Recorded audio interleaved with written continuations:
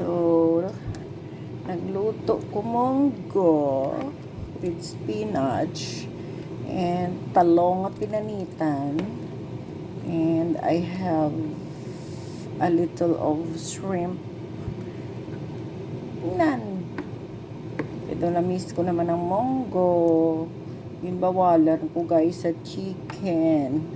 Kaya basi magkatol ang akon nga post-op nga right eye, and then my left eye will be coming very very soon, so avoid mo na ang poultry.